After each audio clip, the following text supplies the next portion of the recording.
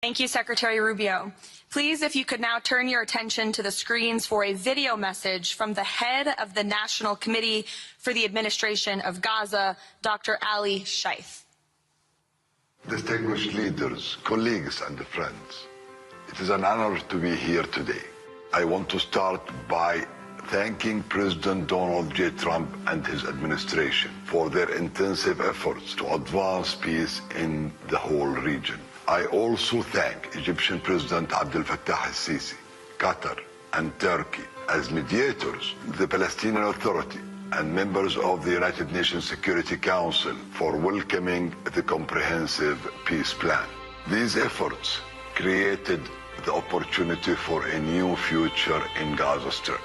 But what will really matter is what comes next. This transition will succeed only if it delivers real, tangible improvements in daily life for Gazans. As Chief Commissioner of the National Committee for the Administration of Gaza, it's my responsibility to turn this moment into action, to restore order, to rebuild institutions, and to create a future for the people of Gaza defined by opportunity and dignity, under the principle of one authority, one law, and one weapon. Yet in holding scientific research and discovery in respect, as we should, we must also be alert to the equal and opposite danger that public policy could itself become the captive of a scientific, technological elite. Do you know, as far as putting words in order is concerned, AI already thinks better than many of us. Therefore, anything made of words will be taken over by AI. If laws are made of words, then AI will take over the legal system. If books are just combinations of words, then AI will take over books. If religion is built from words, then AI will take over religion. Today is the beginning of that, of a new era and a new stage that we think is so important as a model to the rest of the world of what is possible. And clearly the focus is right now on Gaza and making sure that the plan that's about to be presented to you here today, this vision for the future of Gaza. 2 weeks ago, they saw weapons that nobody ever heard of. They weren't able to fire one shot at us. They said, what happened? Everything was discombobulated. They said, we've got them in our sights. Press the trigger, and nothing happened. No anti-aircraft missiles went up. There was one that went up about 30 feet and crashed down right next to the people that sent it. They said, what the hell is going on? Those defensive systems were made by Russia and by China. So they're going to go back to the drawing boards, I guess.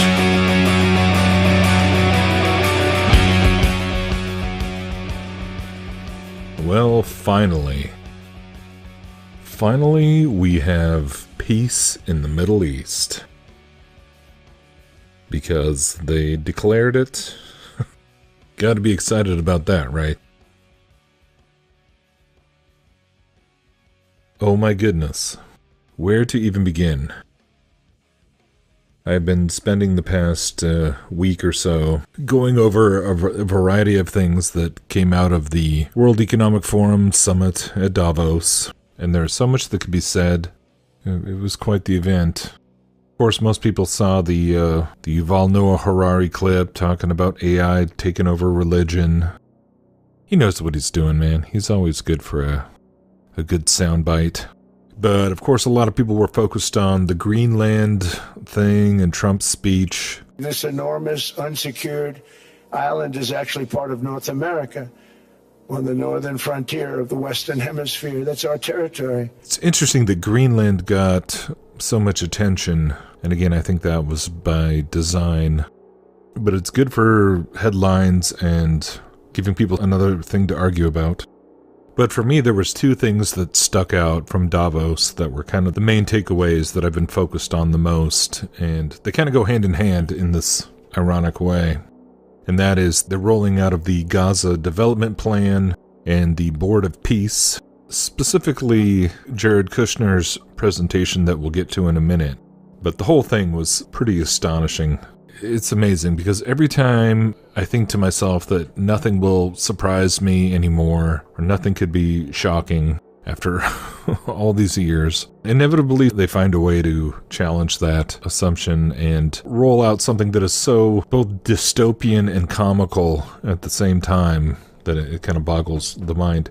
So the whole Board of Peace and Gaza plan definitely falls into that camp. But it's just made that much more dystopian and comical by the fact that it's being coupled.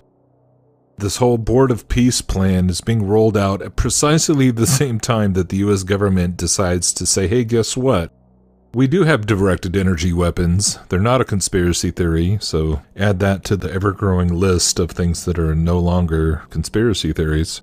The Department of War even tweeted this recently, which is the most official announcement there is. We have them, we're scaling them, and Trump even brought it up very specifically in his speech about the energy weapons. 2 weeks ago, they saw weapons that nobody ever heard of.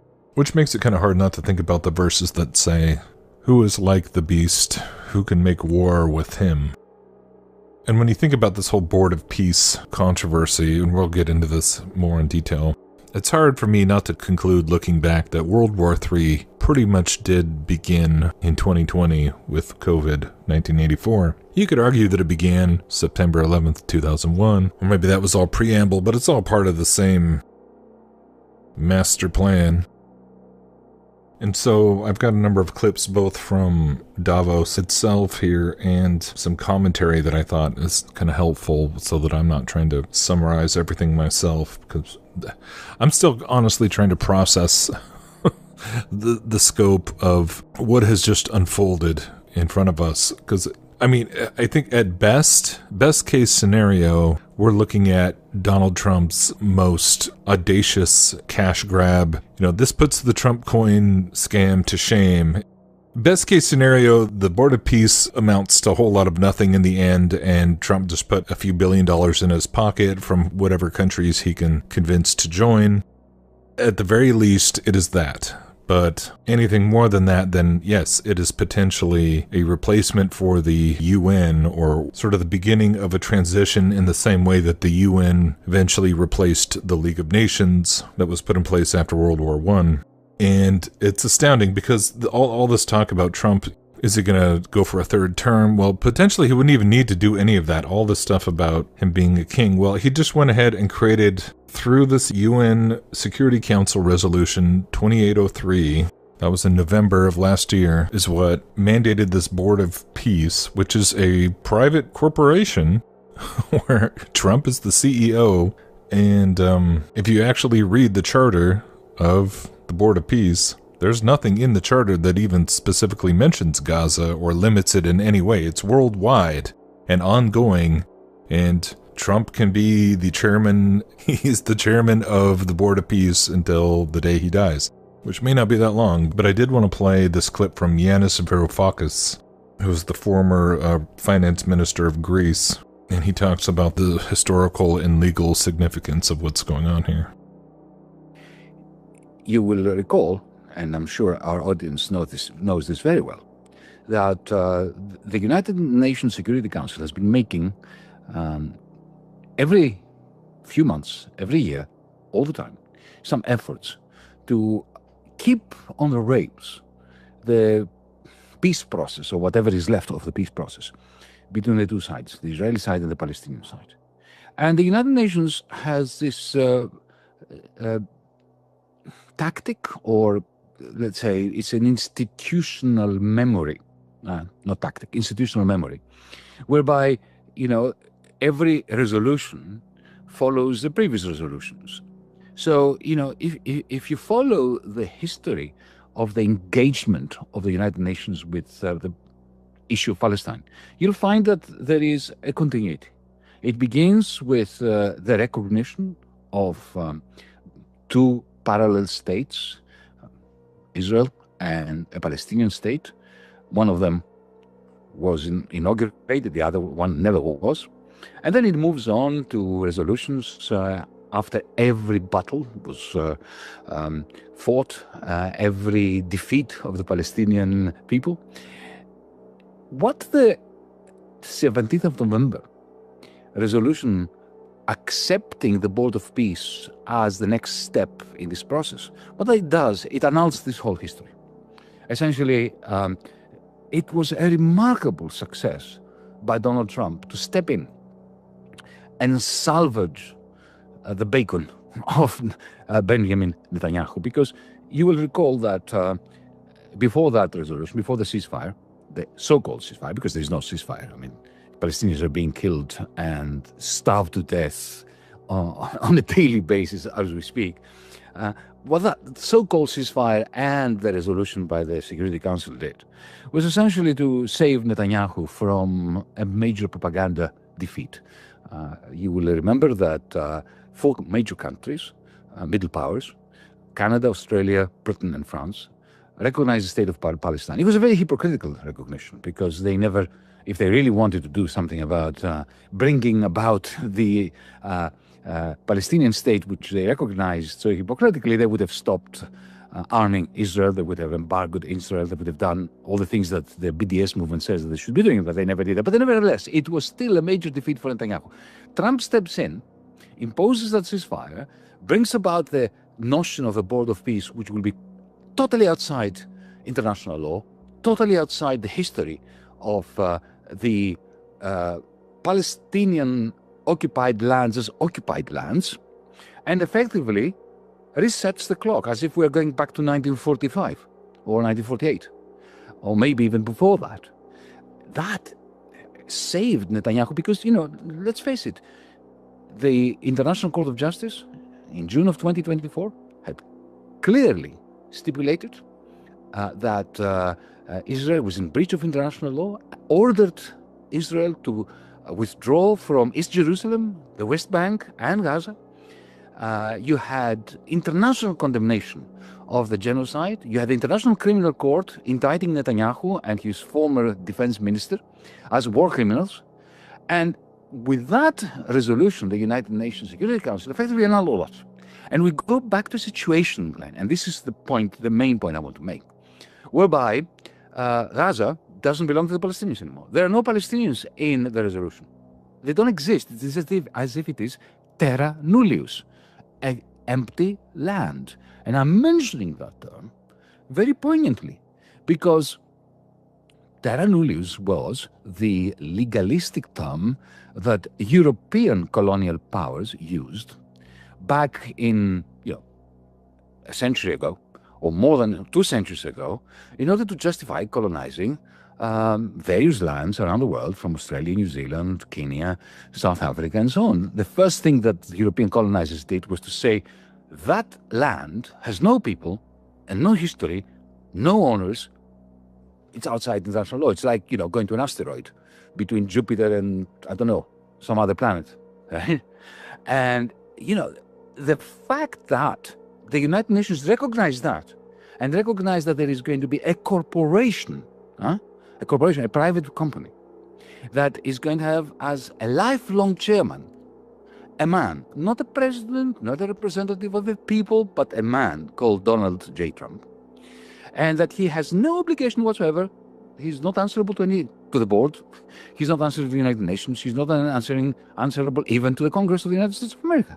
And he simply has to give a report every 6 months to the United Nations, if he wants to. It's not even a report that has to be approved of or anything like that. So essentially, the United Nations annulled itself when it approved of that resolution on the 17th of November, 2025. And I have to, and this is how I'm going to complete my long answer. Apologies for taking so long, but I'm livid about all this. Why did the French and the British, who had supposedly recognized the state of Palestine, including Gaza, only a few weeks before, why did they accept that? Well, they accepted that because for them, this was something that concerned brown people in the Middle East. It didn't concern them. Now they know better. They know that the Board of Peace is not just about Palestine. It's not about Gaza. And now the Board of Peace is about everything. And, you have all these Bond villains that Trump has amassed, has surrounded himself with. And he's talking about Greenland. Tomorrow he's going to talk about Canada. And, now the chickens are coming home to roost, metaphorically speaking.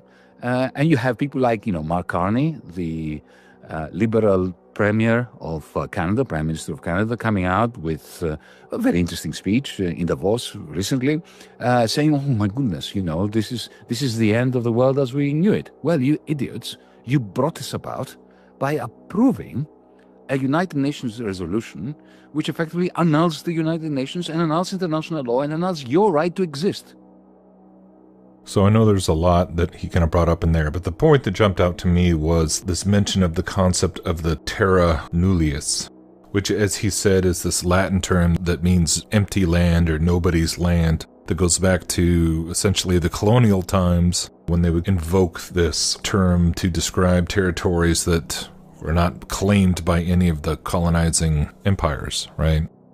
And even saying that, I know that, it's interesting that as soon as you mention something like colonialism today, I mean, that's instantly going to sound like a liberal intersectionality talking point, right? The same way that the word fascism has been kind of integrated as this, dog whistle of the lefty Antifa narrative and all this stuff, and which all, again, I think is all by design. But I kept thinking about this terra nullius idea, not in the old colonial context, but seeing that as sort of actually a very helpful way of understanding how it was applied back several hundred years ago. But what's happening now, it is going to be the same thing, but when you understand it through the real New World Order, the new colonization is not physical but digital, and through the tokenization of everything in the world, it's the same concept where, because of course they weren't empty lands. They were just considered empty if a colonial power had not planted a flag on it. If they were considered too primitive or tribal or whatever, they didn't count.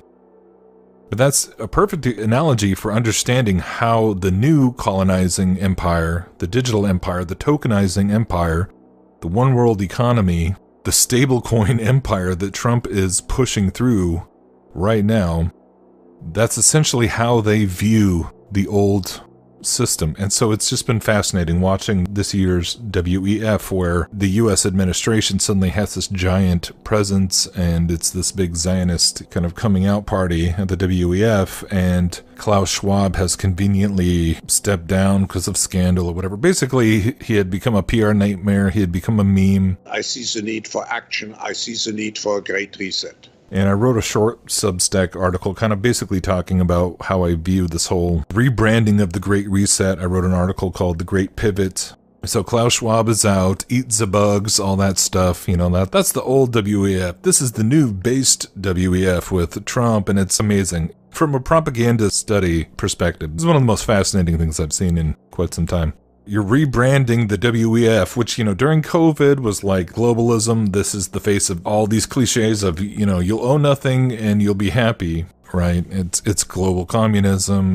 But it was all attached to the climate change agenda and carbon tax and your social credit score being tied to energy consumption. But with AI and the rise of all the data centers now, of course, it makes it a little harder to demonize the average citizen for his energy consumption. I'm sure they'll still try and do it. But, when data centers are just eating up water and electricity like nobody's business, suddenly it's just been a hard pivot from the eco-tyranny to now the digital algorithmic tyranny, the data center tyranny. But framing it all as, America first, and it's anti-woke, even though it's all the same corporate schmucks, as if Larry Fink of BlackRock wasn't the one pushing all the DEI. BlackRock was the one at the top pushing the DEI down through the corporate food chain. So it's amazing that he's still there, and it's like, oh, because he wasn't Klaus Schwab. I don't know. It's just, it's astounding. But yeah, it really is like this grand assembly of supervillains who are all under Trump. And so it's amazing to see how many, MAGA folks or Trump faithful, or not even that. I think there's a lot of people that realize that Trump isn't delivering what he promised per se, but they still can't quite bring themselves to believe that he's that he is the new Klaus Schwab, that he is the new, if not something far beyond anything we've seen before. but doing it in the name of capitalism, doing it in the name of national interest and all these things. And especially with, like, you know, going back to Greenland, you know, and also in talks with, you know, oh, are we going to acquire Alberta as part of some sort of North American Union, where it's like, yeah, the Dawn Road Doctrine, it's expansion, but being framed as a retreat. Like, oh, globalism is dead and the old rules-based order, it's like, well, all of that was, of course, like conspiracy theory if you talked about globalism, even though they were talking about it out in the open, you know, for decades. But, you know, you'd be called a crazy person if you talked about globalism. So it's just been this endless gaslighting kind of dialectic like that.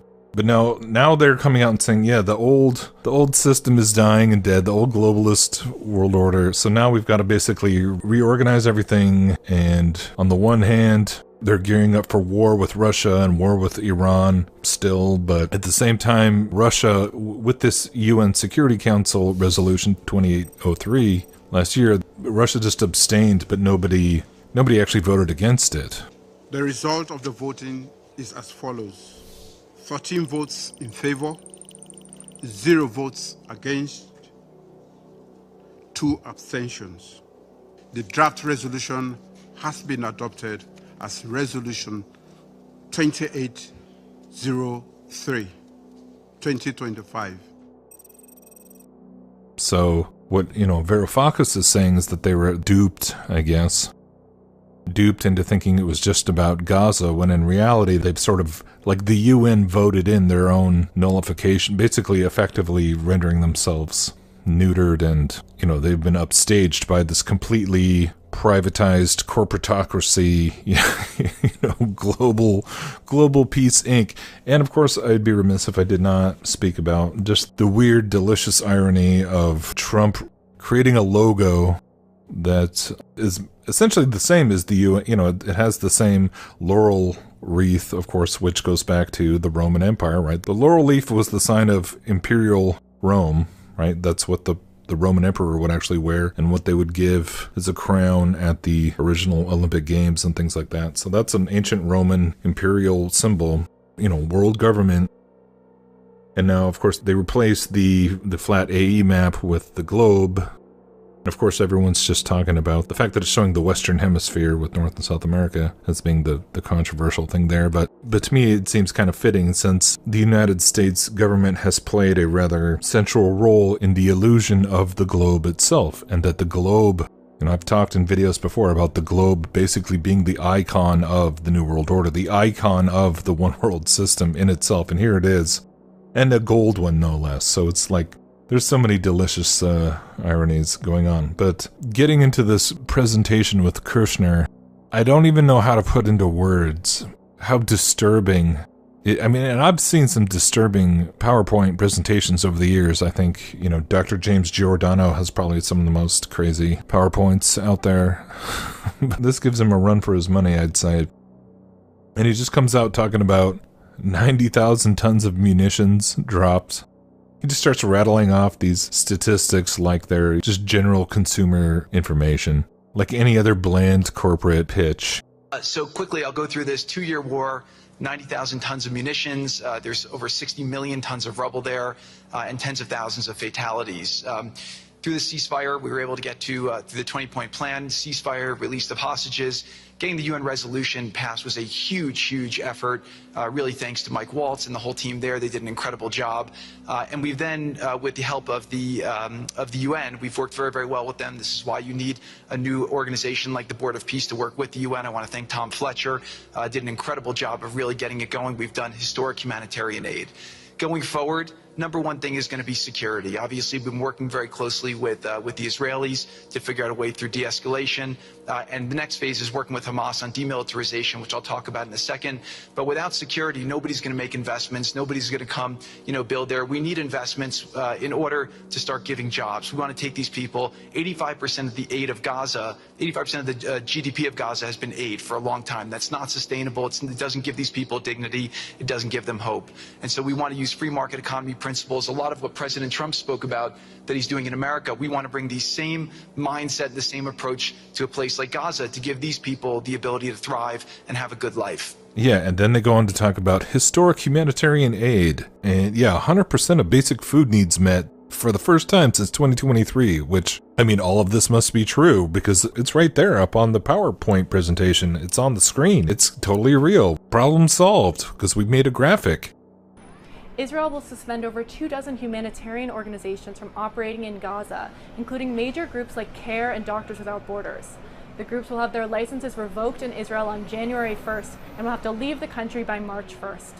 That's because Israel says they failed to comply with new registration rules that were designed to prevent the infiltration of the groups by Hamas or other militant organizations. The aid groups say they didn't comply with the rules because they were invasive and required them to give information about their Palestinian staff members in Gaza.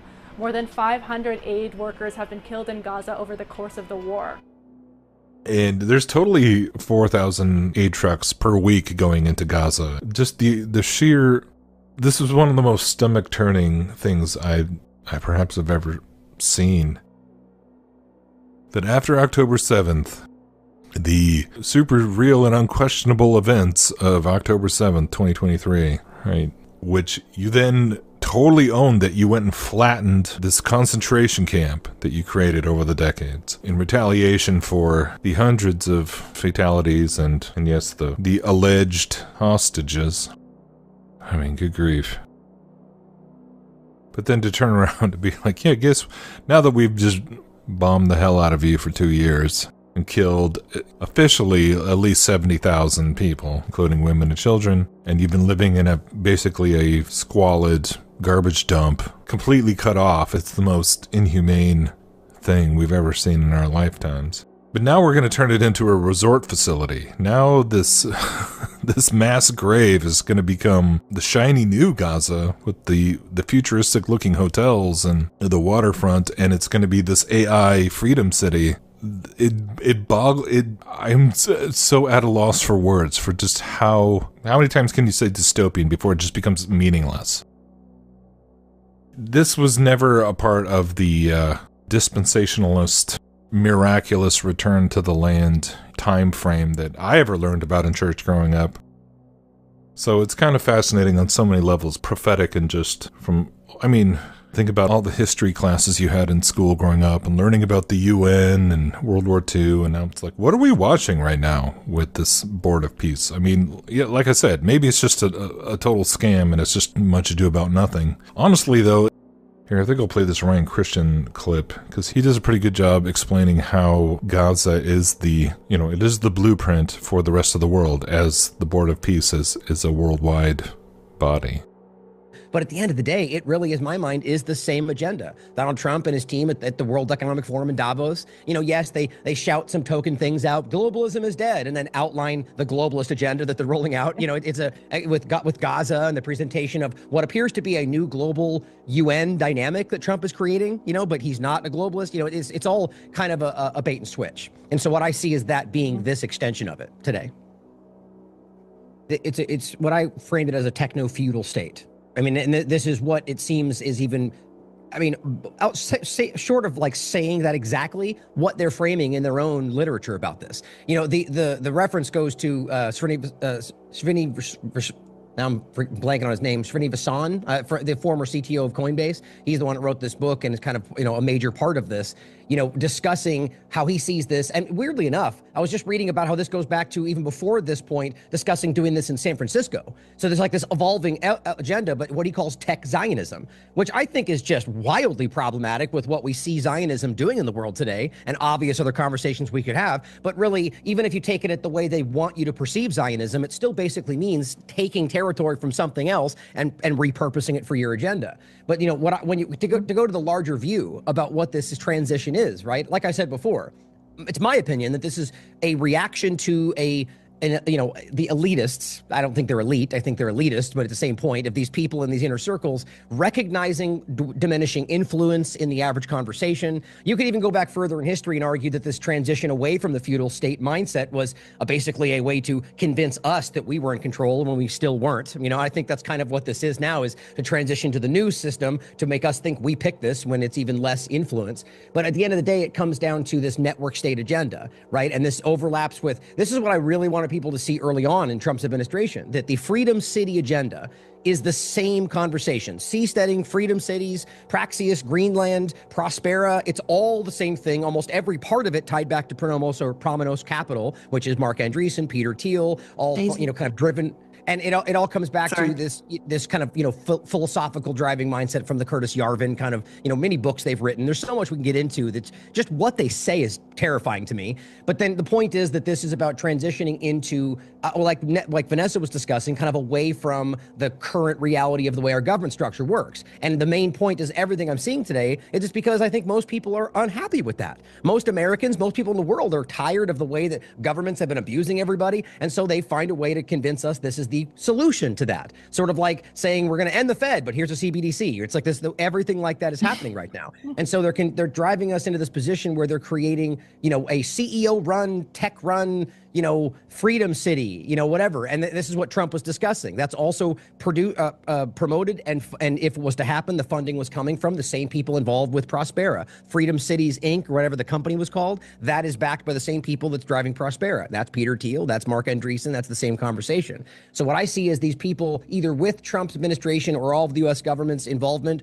or just of their own volition through lobbying, which kind of ends up being the same point, they're trying to reimagine the way our society operates. Mark Andreessen and Joe Rogan discussed literally this mindset, like trying to convince us that no, the old ideas of democracy have never worked. And I'm of the mind, by the way, that democracy's mob rule, constitutional republic is what should be discussing, or just no government really. But the point is that they're saying that your system doesn't work. What you need is the good oligarchs. That's what he actually discussed. Come to save you from the bad oligarchs. So it's like they're really showing you this transition of power, and it very well could be an illusion of the same people, or you could argue this is a different group of elitists trying to take power from another group of elitists, but none of them, in my mind, have the interest of the people at heart. And if you really dive in, last point on this, of the network state mindset of what they write, even like aside from the kind of token libertarian mindset things they throw over the top, in material, like in practice, what they're doing is the opposite. And you can see this, and I think it goes to a point of the Great Reset mindset.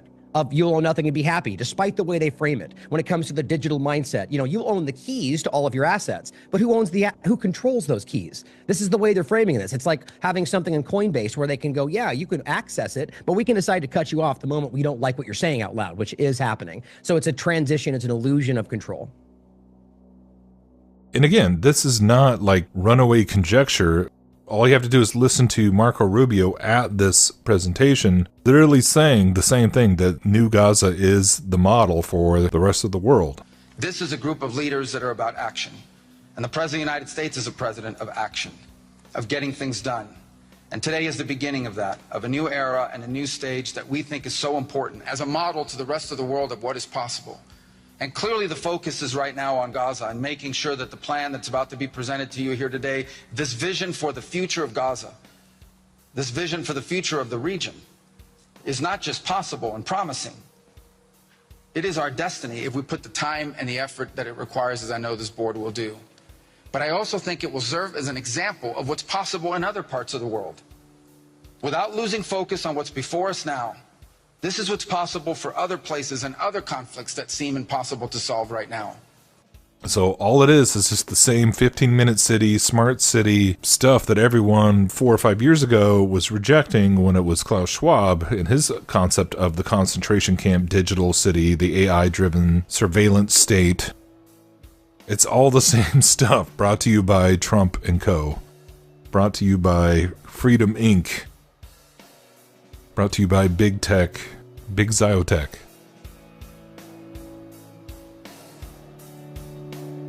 Meet the new boss, potentially even worse than the old boss.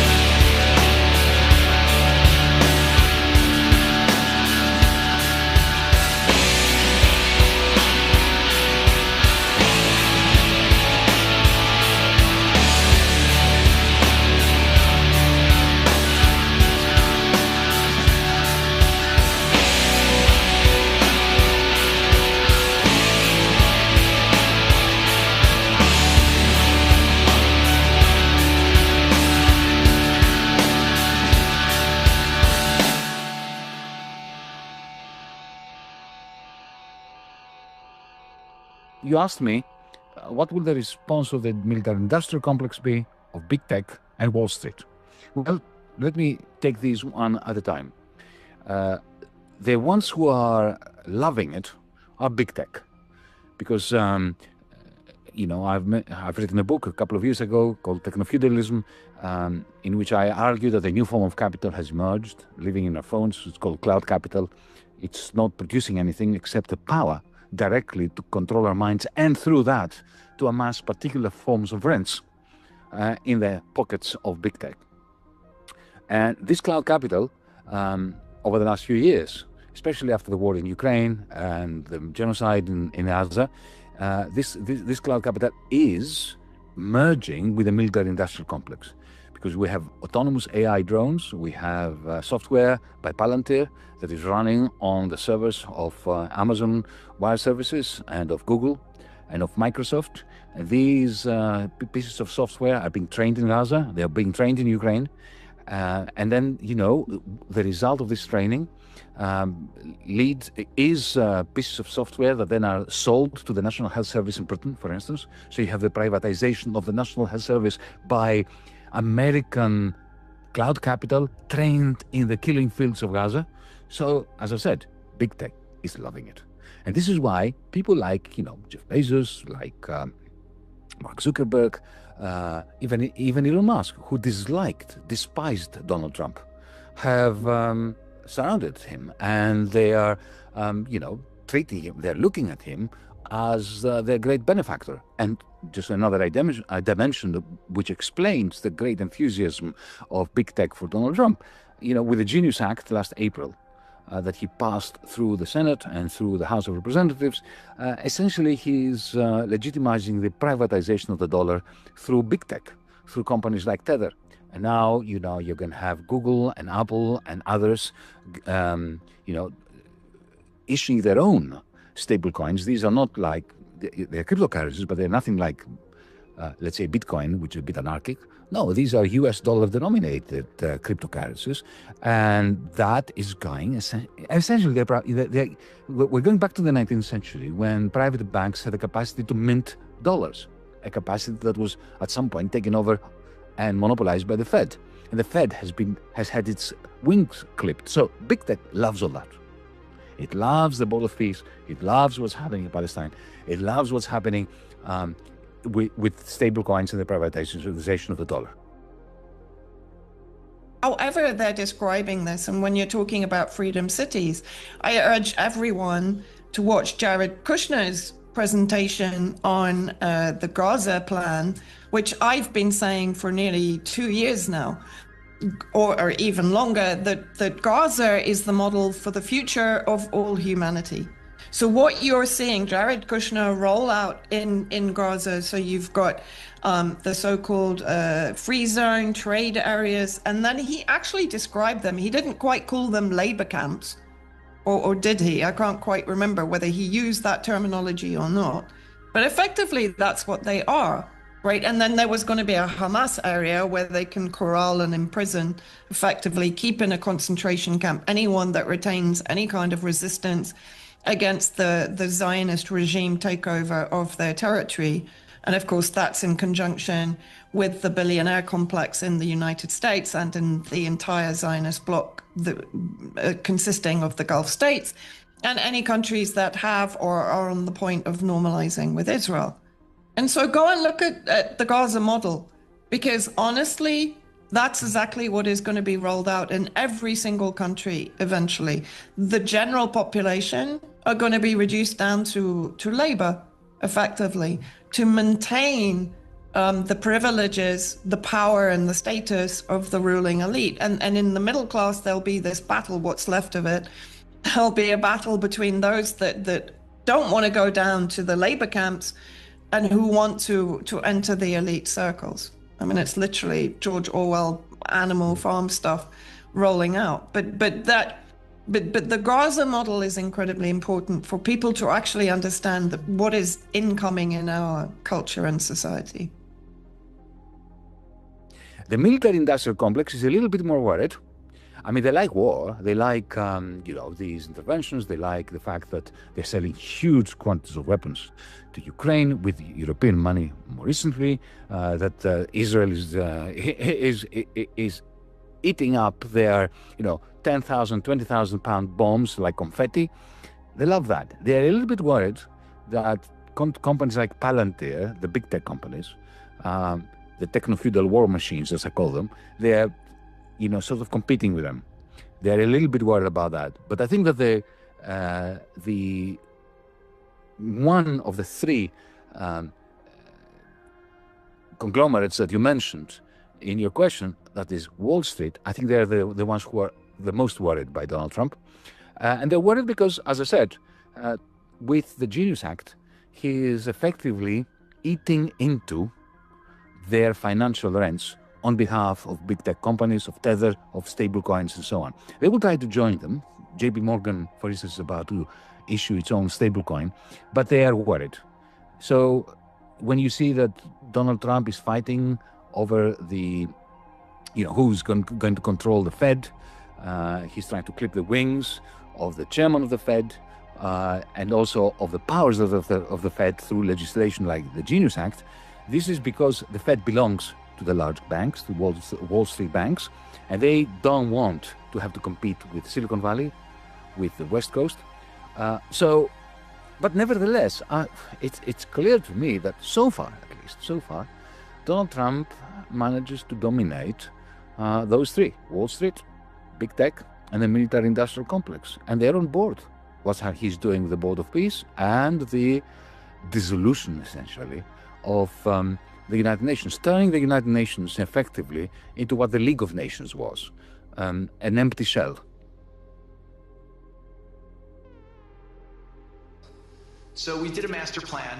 We brought in, I thank you, Keir Gabay, who's one of the most successful real estate developers and brilliant people I know. He's volunteered to do this, not for profit, really because of his heart. He wants to do this. And we've developed ways to redevelop Gaza. Gaza, as President Trump's been saying, has amazing potential, and this is for the people of Gaza. We've developed it into zones. In the beginning, we were toying with the idea of saying, let's build a free zone, and then we have a Hamas zone. And then we said, you know what, let's just plan for catastrophic success. Hamas signed a deal to demilitarize. That is what we are going to enforce. People ask us what our plan B is. We do not have a plan B. We have a plan. We signed an agreement.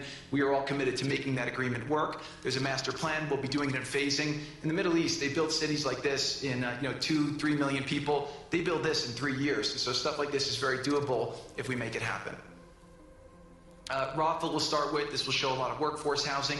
We think this could be done in 2-3 years. We've already started removing the rubble and doing some of the demolition. And then New Gaza. It could be a hope, it could be a destination, have a lot of industry, and really be a place that the people there can thrive, have great employment. Once this starts going, we think there should be 100% full employment and opportunity for everybody there. And we have a lot of data on what can be, but we think that this really gives the Gazan people an opportunity to live their aspirations. But it all starts with security, and it all starts with governance. Final note I'll just say on the Board of Peace, which is that all the lessons we're doing is we're basically studying the best practices from all over the world, and we're watching who does education the best, who does healthcare delivery the best. All of these things it's not secret IP. All this is IP that the Board of Peace is going to make public, and we want to encourage all the countries to be able to follow these best practices. A lot of the things that President Trump is doing in America, if they're working, we should all be copying them. If we find what's working in other countries, we should be copying them too. And so what the Board of Peace will have the ability to do if we're successful with Gaza is really show how do you do peace implementation, which is something that when we got this deal done, we didn't really find too much expertise or know-how on how to do it. So as we're creating this system, hopefully it's something that we can just document these learnings and make them available to all else who want to use them in the future. So demilitarization, this is something we're starting now that we have a new government in Gaza. This government will be working with Hamas on the demilitarization to really take the principles that were agreed to in the document to the next phase, and hopefully that will be successful. Without that, we can't rebuild. So if Hamas does not demilitarize, that will be what holds back Gaza and the people of Gaza from achieving their aspiration, and that's very important. So the next 100 days, we're going to continue to just be heads down and focused on making sure this is implemented. We continue to be focused on humanitarian aid, humanitarian shelter, but then creating the conditions to move forward. So thank you. Final point I'll just make is this is really only possible because of the work of so many people and President Trump's great leadership. But a lot of you have been asking, how can we help? So the countries have all been incredibly generous. We'll be doing the first conference where we'll announce a lot of the contributions that will be made in a couple weeks in Washington. From the private sector, there'll be amazing investment opportunities. I know it's a little risky to be investing in a place like this, but we need you to come, take faith, invest in the people, try to be a part of it. And then finally, I'll just talk to people on the media and on the social media, which is, this deal only happened because we worked with Israel, we worked with Turkey, we worked with Qatar, we worked with Saudi, we worked with Egypt. I mean, everyone worked together. We worked with UAE. We all worked together to make this happen. I see a lot of people trying to escalate, criticizing Israel or Israelis criticizing Turkey or Qatar. Just calm down for 30 days. I think that the war's over. Let's do our best to try working together. Our goal here is peace between Israel and the Palestinian people. Everyone wants to live peacefully. Everyone wants to live with dignity. Let's put our efforts towards promoting those who are doing the work to build this up, like Ali and his committee. Let's focus on the positive stories, and let's just calm down, turn a new chapter, and if we believe that peace is possible, then peace really can be possible. So we're going to continue to work every day. We need all of your help to do it. And again, I just really want to thank President Trump for his leadership in doing this. This would not have been possible without your commitment to this. Everyone thought it was impossible to end this war. You never gave up. You never stopped. Every time there was a setback, you told us to try harder. You gave us different ideas. And we've made several impossible things happen just in Gaza to date, and there's no reason why we shouldn't be able to make even more impossible things happen. So really thank you for your amazing leadership.